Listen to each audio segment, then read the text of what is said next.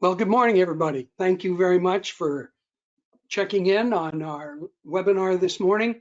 We're going to cover some information about the I-9 policies that are about to expire.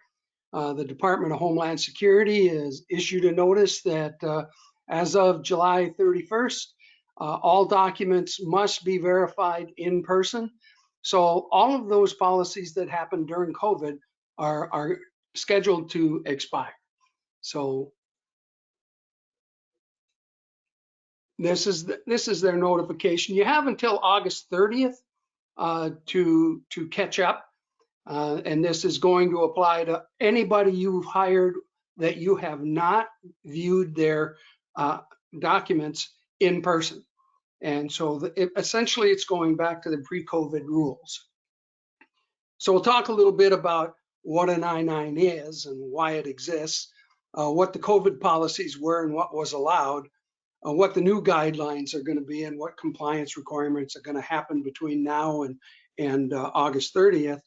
And then just a quick reminder of how much it can cost you if you fail to comply and end up getting investigated. An I-9 is real simple. It's designed to do two things. It's designed to confirm an employee's or potential employee's identification. So when you hire someone, you have 3 days in order to get their documentation to verify they are who they say they are. The other part of this is that you need to establish that they are eligible to work in the U.S. That includes U.S. citizens, non-citizens, permanent residents, and aliens that are authorized to work in this country.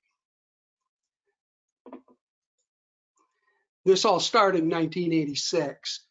It's part of ICE, but it's which is a part of the Department of Homeland Security, and that's who is in charge of the regulation and the administration of it. So there's essentially, again, those two parts. So in the first part, where the employee is providing you acceptable documentation and everything you need to, when you sign it, you're verifying that this ID, that you viewed it in person and you verified it, and they appear to be legitimate, acceptable documents.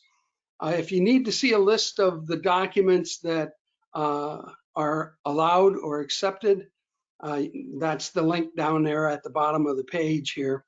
There are essentially 3 types of IDs. There is a type A. The A is an ID that fills both requirements.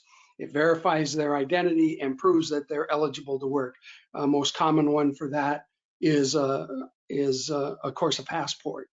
That may include passports from other countries that have an I-766 status or an I-94 attachment to the passport. So you can use those documents to verify both ID of the individual and their work status. B documents are ID only, and C documents are work permission documents. So section 1, again, this is completed by the employee in person. It's got to be done in front of an agent of your business going forward. And in order to catch up and comply with this new requirement, you need to see the actual documents. So they're gonna put in and fill in their personal information, their citizen status or immigration status. It's also, they'll also have to sign or have a translator sign it if that's applicable. Section 2 is done by the employer, same kind of thing. You're gonna authorize that these people have been identified within 3 business days of when they were employed, and that you viewed those documents to be realistic. So the employer's responsibility is really straightforward in that you need to ensure any of the documents that are presented, number 1, is on the list of acceptable documents. Typically what you're going to see is 2 pieces of ID, because even most US citizens don't have a passport. So you're going to see like a driver's license, which is a Class B document, and a Social Security card, which is a Class C. So you'll need to have one of each of those to prove, number one, who they are, and number two, that they're eligible to work. So ID cards, school ID cards, veteran cards, military cards, tribal documents, even Canadian driver's license is acceptable for ID. And then when you get to eligibility, once you get past, birth certificates and you have the ability to have like the FS 240 counselor or birth abroad notifications, FS, I think it's 545. The State Department might issue a work permit, which is a DS 1350. I-97 is a U.S. citizen ID, and again, tribal documents will work. And if the Department of Homeland Security has issued a work permission, that document will work as well. So you need to make sure it's on that list. You need to physically examine them and make sure that they don't look like Xerox copies or something somebody created themselves. You need to put in the document title, issuing authority, and numbers, and the expiration date on those on the I-9 form, and copies then of the original documents. So, and then just sign and date it. You can't backdate it. So if they've been employed longer than 3 days, you still have to put the date that you saw the IDs, not try to squish it back into the acceptable time frame. What happened was in March of 2020, and businesses started shutting down, and we all know what happened. A lot of businesses began to have their employees work remotely. Initially, people could work from home. If you've already seen their documents, they've already completed their I-9. There's nothing that has to be done as long as you're keeping them on file and you have those documents on file. They can start working from home. You don't have to do anything else. But what then began to happen is that people began to hire. And when they were hiring people remotely, and in many cases for the first time. And it was not economically feasible to try and put somebody on a plane and make them come to your place of business, especially if the business was closed. So the DHS wrote a waiver that said you could inspect these I-9 documents via email, via video. You can put them on a webcast or something, and they can show you the IDs. And you could use those. They could fax copies of them to you, and that would be acceptable. So pretty much anybody who was hired after, I would guess, mid 2020 now falls under this catch-up rule, where you're going to have to get their documents viewed by an agent of your business. And we'll talk a little bit about the agent of the business and what that means. So again, that DHS announcement is that those COVID-19 flexibilities are sunset on the 31st. And that means all of your employees currently employed, as well as any new hires going forward, have to have their identification verified in person by an agency of the employer. Where that comes in and why that's a little bit strange, what we have here is a case of the regulators, the people who actually write the requirements, write the compliance rules, and the enforcement guys not talking to each other. The DHS and ICE enforcement guys are saying, hey, we don't know whether these people are verified or not. Nobody's seen their documents. We need to get this caught up and fixed. Actually, the people who are in charge of compliance think that the current system's been working fine. People are using DocuSign, or they're seeing IDs on video and whatever. And overall, it has worked fine. Not to mention that most remote employees or people who are working from home tend to be a little more higher level employees, and so they're easier to identify, and there's a higher percentage of them who are US citizens and are easily verified. One of the things that's going to come about as part of this, I believe, is that rather than requiring in-person viewing of these documents, they may require that individuals are e-verified, and that employers within their 3-day window will go to the federal e-verify site and run their IDs to make sure that they match what's in the system for the federal government. Florida has already enacted that, and that will be starting later this summer. So that's the biggest thing here, is that you have to find a way to verify that information. So you've got to audit your existing records and find out who you saw documents for and who you didn't. There's a notation on page 2 that says viewed documents in person, or viewed these via email, received these via DocuSign. Whatever you noted in the I-9, you need to make sure that you update any of those I-9s to having viewed them in person by an agent.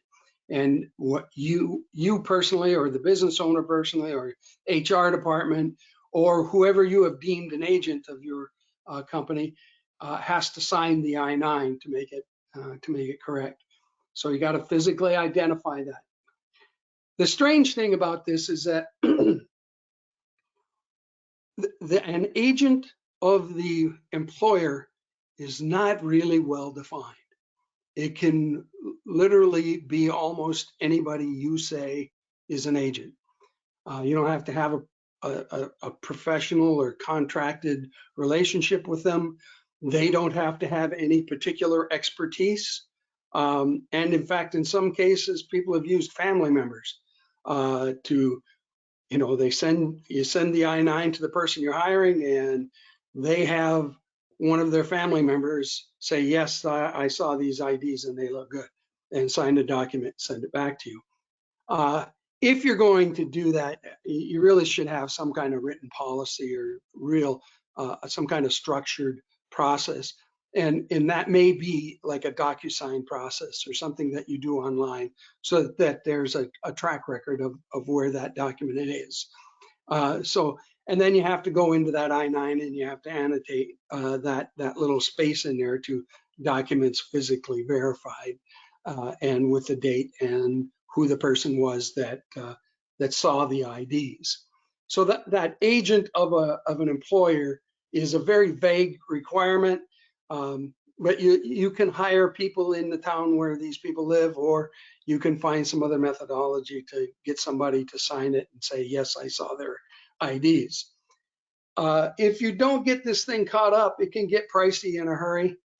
The minimum first offense is $252 to $2,500, and if it's ongoing, it can get up to $2,300 a crack for any violation. These come into play when if you get a notice of investigation.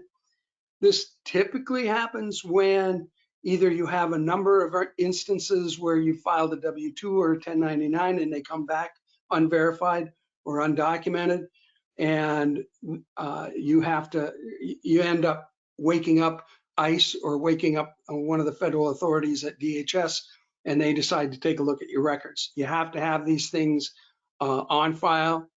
You have to have them on file for 3 years after the date of hire, or 1 year after the date of the employment ends, whichever is later. So if somebody you hired 10 years ago, you have to continue to have that document on file as long as they're employed, and then you have to keep it 1 year after they leave. So those, if it's determined you're doing it on purpose, it can get really pricey, and it has resulted in businesses going out of business, companies being monetarily challenged or criminally challenged to the point that their business is shut down. But it's a fairly easy process to take care of. You just simply have to go through that. Now, another one of the strange things about this You have to have them all verified by August 30th, 2023, but DHS has already announced that they're going to change the regulations and allow verifying documents via email or video or fax, which is essentially going back to the rules as they were during COVID. That's probably going to happen before the end of the year. Unfortunately, it's not going to happen before you have to meet this requirement. It has to be done by August 30th. You have to get those documents viewed by somebody and a new I-9 on file, or at least update that little segment that says the documents, if they're using the same documents they used when you originally hired them, all you have to do is see them, and then you just change that notation that they were viewed in person, that they were verified in person. If they're using different documentation than what they had when you hired them initially, you'll have to send them a new I-9, and you'll have to do that process all over again and make sure that you keep that one on file. Yeah, so last year DHS, even before the the enforcement guys sent out this notification, they knew they were going to go back to these lighter rules and easier process. The public comment ended last October, and the government has plans to have a final rule in place later this year that will allow you to go back to doing it remotely, in most cases via email, via video, via fax, the way you've been doing it since COVID appeared. So it's a pain, but it's important to know that you need to do it. It can get very costly if you fail to meet that August 30th deadline. It is a fairly easy process to do. You just have to find somebody in the neighborhood where your remote employee lives who's willing to sign the I-9 for you and verify that the documents look real. So that's where you're at with it. It's something that is coming up very quickly. We're already in June, and so it's best to get a plan. I would certainly start by auditing your records to find out how many of them you have out there that don't have IDs. I mean, if they live in town and you don't have IDs, it's probably not that big a deal to have them drive in now if you're back open. Have them drive in and verify their IDs and get it taken care of. Any questions, go ahead and give me a call or send me an email, and I'd be happy to share some resources or point you in the right direction, and you can find out what you need to know. If you have any questions about it, if you're confused about any of the rules, get to ICE or get to DHS or go to the website and get some help. There are frequently asked questions. There are resources there, or talk to somebody who's been in the HR business for a long time and understands what needs to be done. So thank you very much for spending a few minutes with us. I hope it helps. Again, it sounds a little scary, but I think overall it's an easy process to catch up on. It's an easy way to be in compliance and build a plan and get it done here in the next 2 months, and you'll be just fine. Thank you very much.